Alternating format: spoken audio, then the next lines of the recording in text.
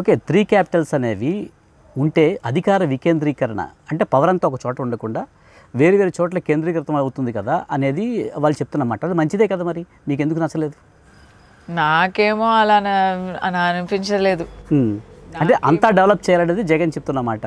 Develop చేయండి sir. ఇప్పుడు బాంబే ఏమి ఇండియాకి క్యాపిటల్ కాదు కదా, Mumbai is not India's capital కదా. కానీ ముంబై డెవలప్మెంట్లో ఏమైనా తగ్గిపోయిందా ఏంటి? అలా ఎట్లా డెవలప్ చేయాలంటే డెవలప్మెంట్కి రాజకీయాలకి సంబంధం ఏంటండి? అంటే ఇన్ని రోజులు డెవలప్ చేయకుండా ఇప్పుడు క్యాపిటల్ చేసేగానే డెవలప్ అవుతుందా అది? ఆ లాజిక్ ఏంటండి? తమిళనాడులో కూడా ఇటువంటి ఒక ప్రపోజల్ వచ్చినట్టుంది కదా. అవును, అక్కడ ప్రపోజల్ వచ్చింది. అక్కడ ప్రపోజల్ ఎందుకు వచ్చింది?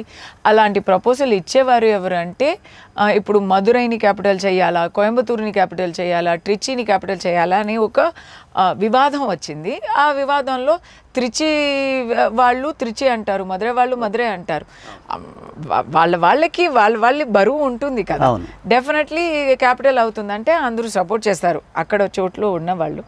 బట్ పాలిటీషియన్స్ పొలిటికల్ రీజన్స్కి చెప్తున్నారు తప్ప డెవలప్మెంట్ కోసం చెప్తున్నారంటే ఇన్ని రోజులు ఆ సిటీస్లో అక్కడే ఉన్నాయి కదా, వీళ్ళే అక్కడ పవర్లో ఉన్నారు కదా, ఎవరో ఆపారు?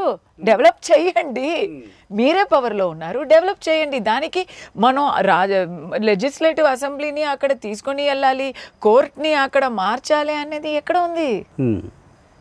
New York is not the capital of America. New York is the most important city of America.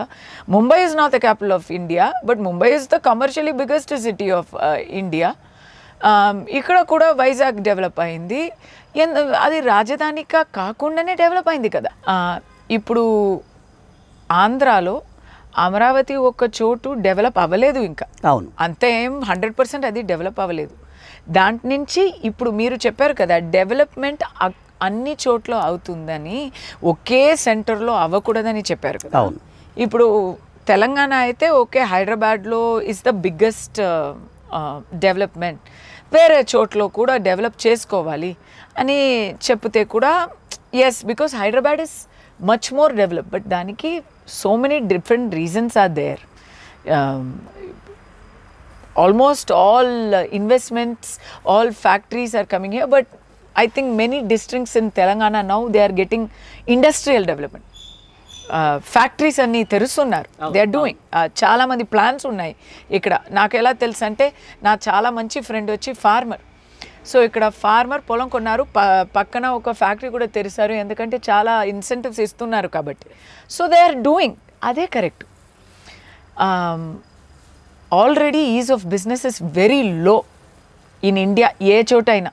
I'm not talking about Hyderabad, I'm not talking about Amaravati, I'm not talking about Vizag. I'm talking about all places in India. Ease of doing business is very low. Foreign industries, foreign factories Chinaకి వెళ్తున్నారు, ఇండియాకి రావాలి అని మనం కోరుకుంటున్నాం.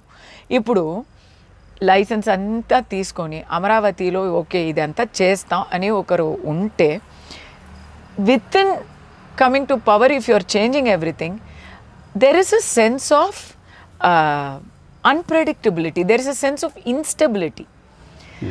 I am not for that.